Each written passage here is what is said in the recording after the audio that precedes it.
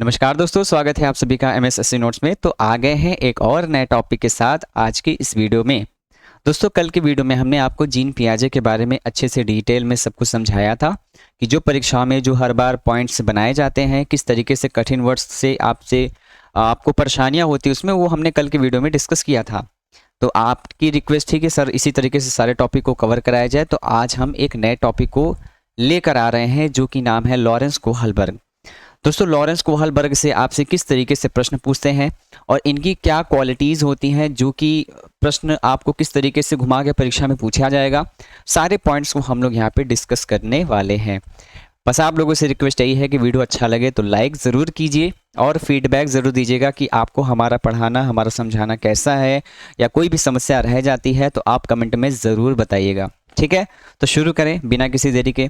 शुरुआत करेंगे Lawrence Kohlberg से। लॉरेंस कोहलबर्ग दिखते कैसे हैं? देखो, कुछ इस तरीके से दिखते हैं। एग्जाम में इनसे पूछेगा, जब भी नैतिक विकास की बात आएगी तो हमेशा लॉरेंस कोहलबर्ग का ही नाम आता है। ये तो सब जानते हो कि हाँ, लॉरेंस कोहलबर्ग जो है नैतिक विकास से संबंधित है। लेकिन अब क्या होता है, परीक्षा में आपसे ये थोड़ी पूछेगा कि अब आपसे कुछ और भी इसकी क्वालिटीज़ हैं वो पूछ लिया, तब क्या करोगे? तो देखो, जैसे लॉरेंस कोहलबर्ग ने नैतिक विकास की कुछ कंडीशंस बताई हैं, कुछ प्रॉपर्टी बताई हैं, जिससे कि अगर आप नहीं जानोगे तो आप लोग परीक्षा में अपना नंबर कटवा के चले आओगे। ठीक है, तो जैसे कि पहले शुरुआत कर लेते हैं कि लॉरेंस कोहलबर्ग ने ये नैतिकता ये क्या होती है, मोरलिटी क्या है, नैतिक माने होता क्या है। ठीक है, ये देखो, चलो इसको जल्दी से समझ लेते हैं।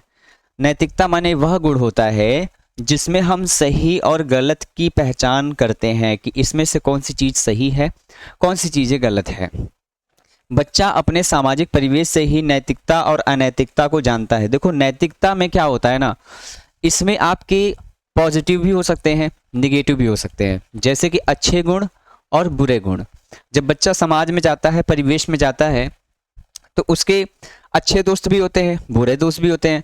अच्छे दोस्तों के साथ अच्छी आदत सीखता है, बुरे दोस्तों के साथ बुरी आदत सीखता है। तो ये नैतिकता की जो भावना है बच्चे अपने पास पड़ोस समाज से ही प्राप्त करते हैं। ठीक है, कोहलबर्ग अमेरिका के मनोवैज्ञानिक थे, ये आप लोगों को पता होना चाहिए, जिन्होंने नैतिकता के सिद्धांत या नैतिक विकास का सिद्धांत दिया था। ये आपसे एक नंबर का प्रश्न कभी पूछ लेता है कि कोहलबर्ग कहाँ के मनोवैज्ञानिक थे? अमेरिका के थे। इन्होंने कौन सा सिद्धांत दिया था? नैतिक विकास का सिद्धांत दिया था। नैतिक विकास सिद्धांत के कितने पार्ट हैं, इसके बारे में हम लोग डिस्कस करेंगे। लेकिन इससे पहले आपको एक बहुत महत्वपूर्ण चीज़ बता देता हूँ कि जिसके बगैर आज का ये वीडियो संभव ही नहीं है। देखो, हम बात कर रहे हैं लॉरेंस कोहलबर्ग के बारे में। तो लॉरेंस कोहलबर्ग ने एक स्टोरी प्रोवाइड कराई थी। एक स्टोरी में ही पूरी नैतिक विकास की थ्योरी, मतलब पॉजिटिव पॉइंट, नेगेटिव पॉइंट, सब कुछ उसी स्टोरी में छुपा हुआ है। ये मान के चलो, अगर आप लोग उस स्टोरी को अच्छे से समझ लोगे तो यह जो लॉरेंस कोहलबर्ग का नाम जब भी आपके सामने आएगा, आप हमेशा उसमें पूरा नंबर लेकर आओगे। ठीक है, चलो शुरू करते हैं। थोड़ा सा पेशेंस के साथ अच्छे से समझिएगा जो मैं बताने जा रहा हूं। देखो, ये आप देखो, ये स्टोरी है।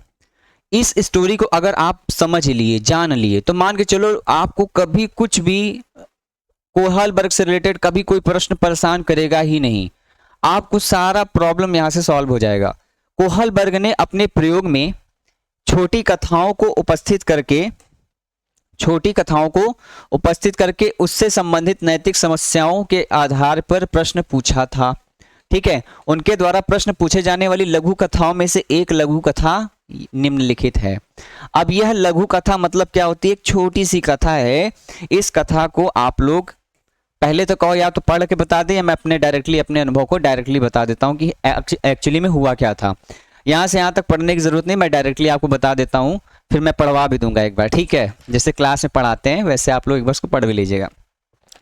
देखो क्या हुआ था, इन्होंने एक, जैसे कि यूरोप में क्या हुआ था, एक महिला थी, मौत के कगार पे थी, बहुत ज़्यादा सीरियस कंडीशन थी। ठीक है, उसका बेटा था, वो क्या हुआ था कि एक, मतलब उसको दवा चाहिए थी अपनी माँ को बचाने के लिए। तो माँ को बचाने के लिए उसे दवा चाहिए थी, और वो जो दवा थी सिर्फ मतलब एक ऐसा मनोवैज्ञानिक था जिसने मतलब उस पर रिसर्च करके उस दवा को खोजी थी। एक ही मात्र पीस था। वो सोचा कि मैं इस इलाज इस मतलब जो इस प्रॉब्लम है इसका समाधान के लिए मैंने जो ये खोज की है इसका मैं अच्छा खासा पैसा कमाऊंगा मार्केट में बेच के, वो उसको नहीं दे रहा था और उस आदमी के पास पैसे थे कम। अब बोला कि अगर मैं मुझे ये दवा नहीं देगा तो मेरी माँ मर जाएगी, मुझे हर हाल में दवा चाहिए। अब वहाँ पे वो कंफ्यूज हो जाता है कि अब मैं क्या करूँ, ये तो दवा देने वाले दवा देगा नहीं क्योंकि इसको पैसा ज़्यादा चाहिए, इसने खोज की है, बड़ा मनोवैज्ञानिक बन रहा है, साइंटिस्ट बन रहा है, तो भैया अब क्या करे। उसने क्या किया, वो दवा चोरी कर ली। उसके मन में यही चीज़ था कि अब मैं क्या करूं, अब मुझे पनिशमेंट मिलेगी या नहीं मिलेगी। उसके मन में बस एक चीज़ था कि मुझे अपनी माँ की जान को बचाना है, उसके लिए मैं कुछ भी करूंगा। उसने दवा को चोरी कर लेता है। अब इसी पे पूरा जो है नैतिक तड़कना, मतलब उसने किस तरीके से अपने दिमाग का इस्तेमाल किया, वो किस दुविधा में था, प्रॉब्लम होते हुए भी उसने उस चीज़ों के बारे में सोचा। तो ये सब आप लोग अब थोड़ा सा इसको जब स्टोरी समझाएंगे तब क्लियर समझ में आएगी। मैंने छोटा सा एक सारांश आपको बताया इस कहानी का। यूरोप में एक महिला मौत के कगार पर थी। डॉक्टर ने कहा कि एक दवाई है जिससे शायद उसकी जान बच जाए। वो एक तरह का रेडियम था। वो दवा क्या था? एक तरह का रेडियम था जिसकी खोज उस शहर के एक फार्मासिस्ट ने तभी की थी और दवाई बनाने का खर्चा बहुत था और दवाई वाला दवाई बनाने के खर्चे से 10 गुना पैसे ज्यादा मांग रहा था। उस औरत के इलाज करवाने के लिए उसका पति हिंज, ठीक है, सॉरी, उसका पति था यहाँ पे, उसका पति क्या नाम था? उसका हिंज था। उन सबके पास गया और वह जानता था कि उसे केवल कुछ ही पैसे उधार मिले हैं जो कि उसके दवाई के दाम से आधे ही थे। यानी वो जान गया कि मुझे दवा मिलने वाली नहीं है। उसने दवाई वाले से कहा कि उसकी पत्नी मरने वाली है, वो उस दवाई को सस्ते में दे दे, वह उसके बाकी पैसे बाद में दे देगा। यह उसने कहा उस फार्मासिस्ट से। फिर भी दवाई वाले ने दवा देने से मना कर दिया। दवाई वाले ने कहा, मैं यह दवाई खोजी है, मैंने इस दवाई का रिसर्च किया है, मैं इसे बेचकर पैसा कमाऊंगा। तभी हिंज ने क्या किया, मजबूर होकर उसकी दुकान तोड़ डाली और दवाई अपने पत्नी के लिए चुराकर भाग गया। तो ये एक पूरी स्टोरी थी, लॉरेंस कोहलबर्ग ने जो स्टोरी प्रस्तुत की। इसी में पूरा नैतिक दुविधा, नैतिक तड़कना, ठीक है, ये सब कुछ इसी से समझ में आएगा। अब आपको समझाते हैं कैसे प्रश्न इससे बनेंगे आपसे एग्जाम में। इस कहानी के आधार पर कोहलबर्ग ने 2 बात पर बल दिया। नैतिक दुविधा, पहला बात करते हैं नैतिक दुविधा, नैतिक तड़कना, 2 चीज होती हैं। मोरल डिलेमा मतलब क्या होता है कि सही और गलत के बारे में डिसीजन लेने में शामिल प्रक्रिया को नैतिक दुविधा कहा जाता है। जैसे अब वो उससे ये नहीं समझ में आ रहा था कि मैं अगर चोरी करूं ये सही है या फिर चोरी ना करूं वो सही है, मेरी मतलब उसकी पत्नी की जान चली जाए। तो अब वहां पे ये दुविधा में था, तो इसे कहते हैं नैतिक दुविधा। ऐसे ही आपके सामने भी बहुत सारी समस्याएं आती रहती हैं जीवन में। हिंज अगर चोरी करेगा तो पुलिस पकड़ लेगी और नहीं करेगा तो उसकी बीवी मर जाएगी, उसकी पत्नी मर जाएगी। ये है नैतिक दुविधा, ठीक है। दूसरा जो लॉरेंस कोहलबर्ग ने बताया, नैतिक तड़कना। नैतिक तड़कना क्या होता है? मोरल रीजनिंग, सही और गलत में से किसी एक को चुनना, जो कि हिंज ने क्या किया, चोरी करना उसने चुना। जैसे कि अगर वो चोरी ना करता तो उसकी पत्नी मर जाती, ठीक है। अब उसको पता है ये चोरी करना तो गलत है, लेकिन फिर भी उसने सही और गलत में से किसी एक को उसे चुनना ही था उस टाइम पे। तो इसे कहते हैं नैतिक तड़कना। उसमें आप माइंड को चला के सब चीजों को समझ गए। अब यहां से जो आपसे एग्जाम में जो सबसे इंपॉर्टेंट चीज, वेरी इंपॉर्टेंट, यानी ये कह लो कि लॉरेंस कोहलबर्ग का यही सबसे बड़ा पॉइंट है जो कि आपसे एग्जाम में बार बार पूछा जाएगा। बहुत ही महत्वपूर्ण चीज है। और वो महत्वपूर्ण चीज क्या है कि लॉरेंस कोहलबर्ग के नैतिक विकास के कितने स्तर होते हैं। इन्होंने नैतिक विकास को कितने स्तर में डिवाइड किया गया, तो 3 स्तर होते हैं, पूर्व परंपरागत, परंपरागत और उत्तर परंपरागत। जिसे और किन किन नामों से जाना जाता है इसके बारे में जान लो। इसकी समय अवधि भी कभी आपसे अगर पूछ लेता है कि वो कौन कौन सी समय अवधि होती है, तो याद रखना बहुत महत्वपूर्ण टॉपिक है। ये देखो कि प्राक रूढ़िगत, जिसे पूर्व परंपरागत नैतिक स्तर भी कहा जाता है, इसे और नाम ये भी दिया गया है। प्री कॉन्वेंशनल स्टेज जो की होती है 4 से 10 साल, इस अवस्था में बच्चा क्या करता है, इसमें नैतिकता शून्य होती है। मतलब कि उसको सही गलत का कुछ नहीं पता कि क्या सही है क्या गलत है, उसे कुछ नहीं पता। बच्चों को सही गलत के बारे में कुछ नहीं पता होता। इस अवस्था में नैतिक तड़कना दूसरे लोगों के मानकों के अनुसार होती है और इस अवस्था को भी दो भाग में डिवाइड किया गया है। जब भी अगर कभी पूछे कि प्राक रूढ़िगत नैतिक स्तर कैसा होता है, तो इसमें याद रखना बच्चों में तर्क करने की, सोचने समझने की, नैतिक डिसीजन लेने की क्षमता बिल्कुल शून्य होती है। ये इसकी खासियत होती है। अब इसके दो भाग हैं, उनसे प्रश्न बनेगा। कैसे? देखो, ये तो समझ में आ गया होगा। एक होता है पनिशमेंट एंड ओबीडियंस, दंड एवं आज्ञा पालन।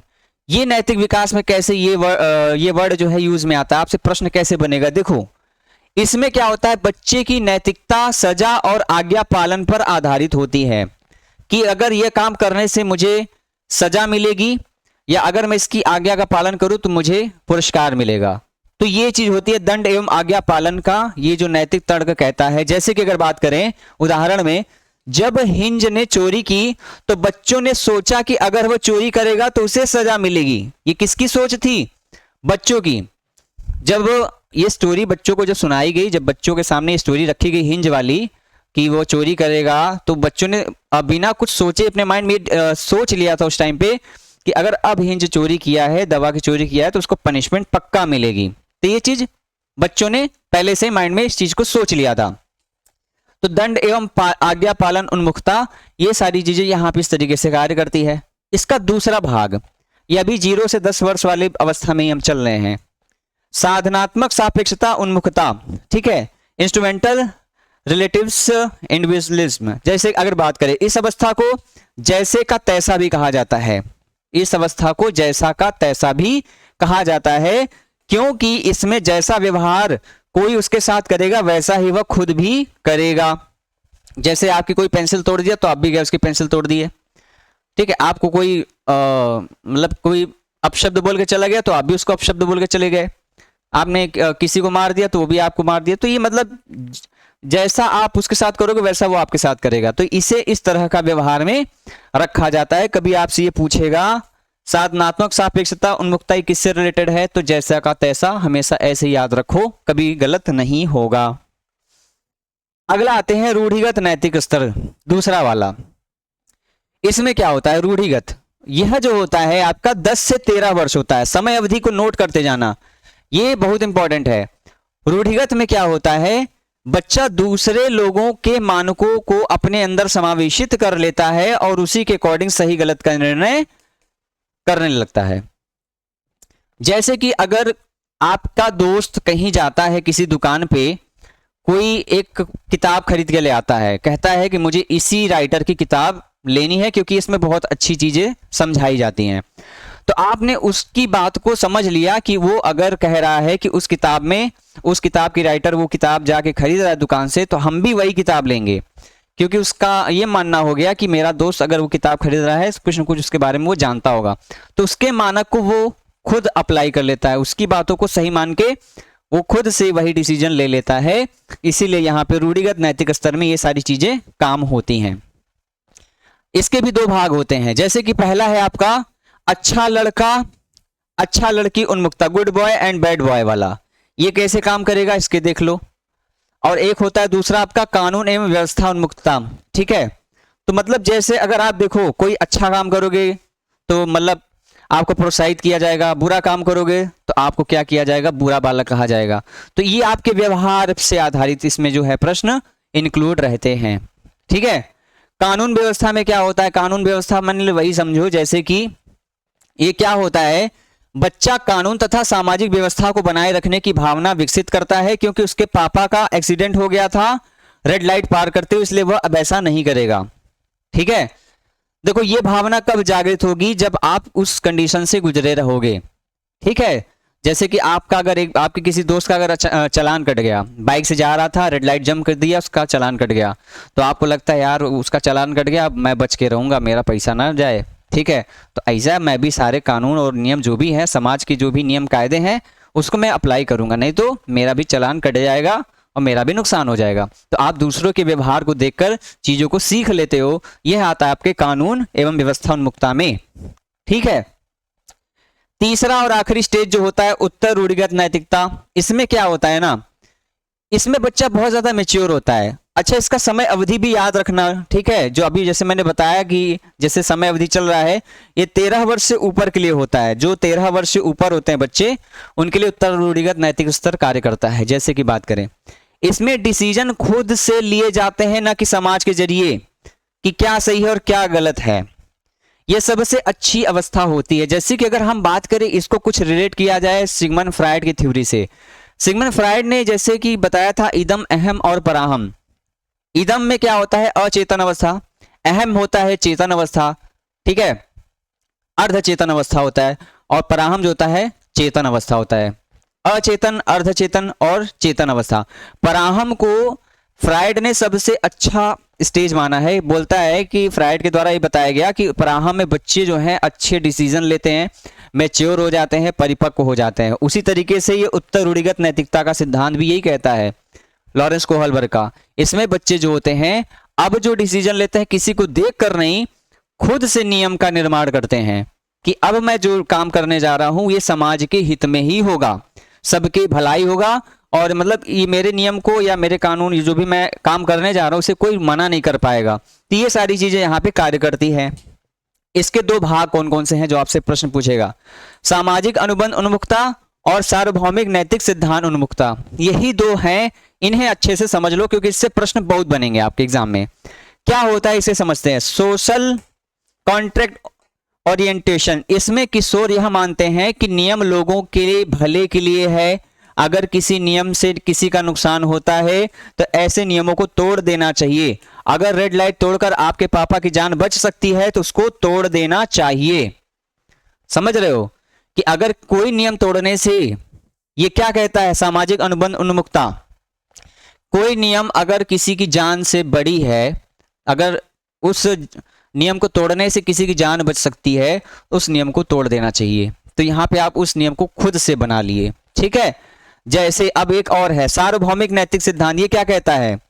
जैसे कि किशोर दूसरों के विचारों से नहीं बल्कि खुद के मानकों के अनुसार व्यवहार करता है कि अब वो तुम चाहे जो नियम बनाए होगे, लेकिन मुझे जो सही लगेगा मैं वो करूंगा। जैसे इसमें किशोर दूसरों के फायदों के लिए अपनी जान पर भी खेल जाता है, ठीक है, दूसरों के फायदे के लिए अपनी जान पर भी खेल जाता है।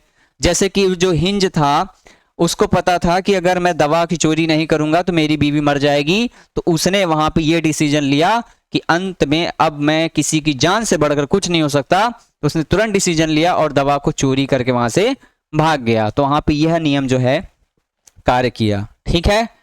तो ये सारी चीजें हैं जो आपसे एग्जाम में पूछी जाती हैं। सारे स्टेज आशा है आपको समझ में आ गई होंगी।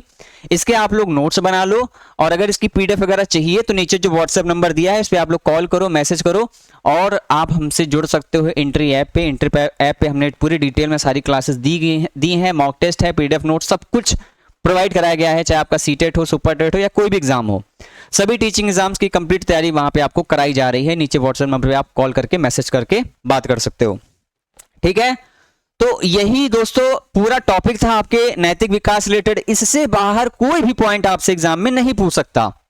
अगर आप इस वीडियो को अच्छे से अगर पढ़ लिए होगे तो अब मुझे नहीं लगता कि इससे बाहर कुछ भी आपसे नैतिक विकास से कुछ भी प्रश्न बाहर पूछेगा।